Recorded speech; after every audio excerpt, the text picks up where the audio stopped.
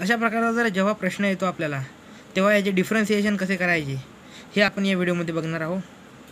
यामध्ये काही सूत्र फॉर्म्युला लागणार आहेत, ते तुम्हाला मी सांगणार आहे.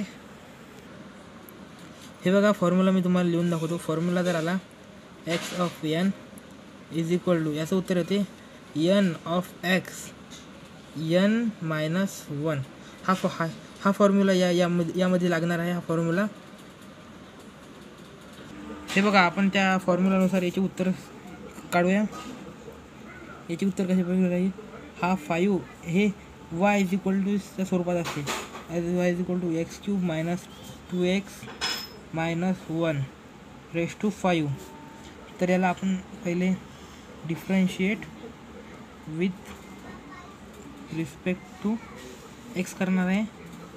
dy by dx is equal to हा 5 पुढे येणार, हे असंच राहणार. X cube minus 2x minus 1 इथं रेस टू 5 मायनस 1 4, 5 मायनस 1 4. आणि अगेन डिफरन्सिएशन अंदरच्यासाठी dy बाय dx. वाय म्हणजे यावेळेस ही अंदरची संख्या येणार, x cube minus 2x minus 1. तर बघा, हे असंच लिहायचं, minus 2x minus 1 raise to 4. आता याचं डिफरन्सिएशन कसं होणार? पुन्हा याला हा फॉर्म्युला लागणार, एक्स ऑफ एन. तर हा 3 समोर येणार, एक्स स्क्वेअर मायनस, आता इथं 2x आहे, तर याचं डिफरन्सिएशन केलं आपण तर याचा एक्स निघून जाणार, फक्त 2 राहणार.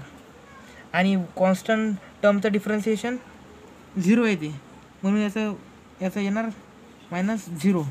तर याचं उत्तर काय येणार?